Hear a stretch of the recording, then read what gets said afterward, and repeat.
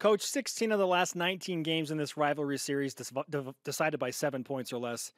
Why do you think this game typically produces such high drama?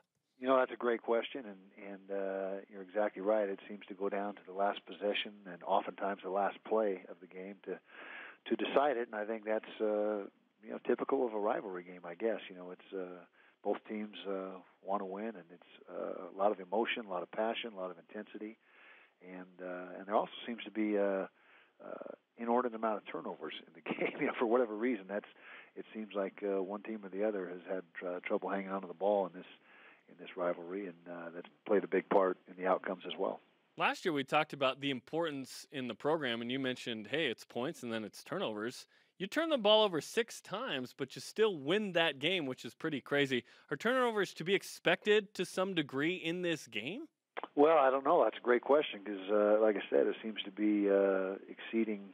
Both teams seem to exceed their typical turnover output, and so I don't have a good answer for that. But we dodged a major bullet last year. We turned it over 6 times, as mentioned, and you don't win many games at all doing that. In fact, if you ran the numbers, I'll bet if you looked at teams that turned it over 6 times, it's probably about a 2% chance of victory. Where would you look at a common thread or theme over the last 6 years that has led to success for Utah against BYU?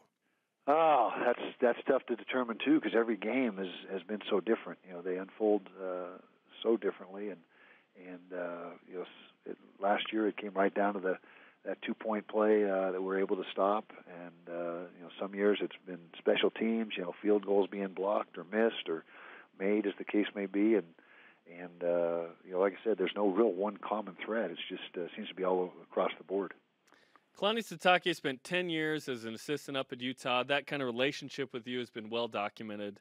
So would you rather compete against a stranger or acquaintance, or a guy like Kalani Sitake who you consider a good friend? I'd probably say a stranger because I feel very close to Kalani, and we have a great relationship, and that's always tough. And it's the same with Gary Anderson up at Oregon State, and Urban out Ohio State, although we haven't played against him. But it's always a little more difficult to play against good friends, and you'd rather avoid that if you can, but sometimes it's inevitable. So is it like you have to hug before the game, or can you bro hug?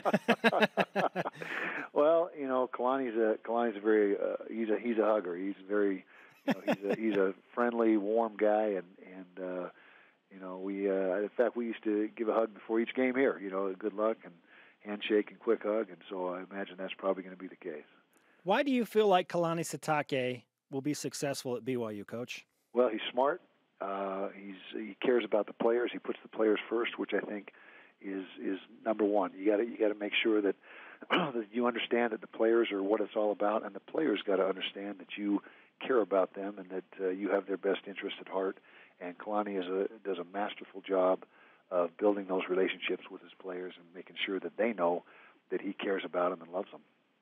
You got the win against North Dakota in the first game of the season for your squad. What do you think you know about your team through one game? Well, a little bit, but not a lot. And that's the biggest difference in the rivalry now is when it occurs, where both teams are still trying to figure out who they are, let alone who their opponent is. And we've got a little better idea than what we had prior to game one, but there's still a lot of unknowns for us, and I'm sure there's a lot of unknowns for them as well. And we did some good things in the opener, but there was a lot of things that needed to be addressed and cleaned up, and we've been working hard to do that. Would you prefer to play this game last game of the season? That's going to be the situation in 2018, or early in the season like this year? I think given the Pac-12 schedule and the rigors that involves and the challenges that has, I think early in the season is really the best place for us because we're trying to get through that Pac-12 schedule the last 9 weeks of the season, and very few Pac-12 teams, if any, deviate from conference games. Down the stretch, it's pretty much all conference games, and so I think the natural place and the most logical place for us, is early in the season. Now I know, like you mentioned, that it's next year. That is it the last game next year or second last game? I can't remember. Last game, at least for BYU. I think for Utah as well. Yeah. Anyways, we'll cross that bridge when we come to it. But I think for us and the way our season unfolds and the way the Pac-12 schedule unfolds, it's best to have it earlier in the year.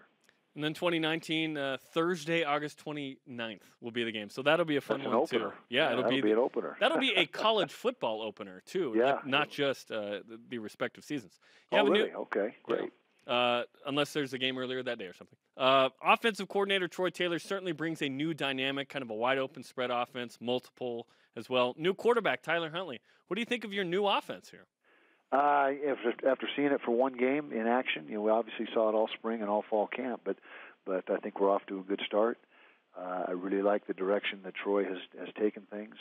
I think Tyler performed well given the circumstances. His first Division I start as a true sophomore. I think once he settled down after a couple series where he was a little bit edgy, I think he got into a little bit of a rhythm. But excited to see what Troy can do the rest of the year, because this is an offense that is still a work in progress. It's not complete by any stretch right now. He's feeding it to the players as they can consume it, and so there's a lot more to it than what you saw on Thursday night. Who and what has your attention from BYU football after 2 games for the Cougars in 2017? Well, we know the offense is waiting to get on track and get in sync, and they had a tough outing against LSU, which I think most teams in the country would have a tough outing against LSU. That defense is very physical and very sound, and amongst the best in the country, in my opinion. We know what Tanner's capabilities are. We saw it firsthand in the bowl game a couple years back, where he really put it to us in the second half. And the thing that every team wants to try to, well, not every team, but most teams want to do is try to get the run game established and get that going. And I think that's been an area that, particularly last game, that they weren't able to get much going there. And everything becomes very difficult when you can't run the ball. As a former defensive coordinator, that was always my first objective, is to try to turn a team into a one-dimensional outfit and say, hey, you can't run the ball, you got to throw it. And then when you get in that mode, then you just get after the quarterback. Let's wrap with this. Do you expect BYU to cross the 50 in this game?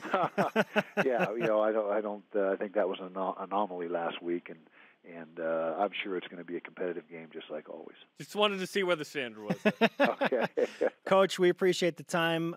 We appreciate the kind things you said about Lavelle Edwards as the Cougars look to honor him, and it's great to talk to you as always on BYU Sports Nation.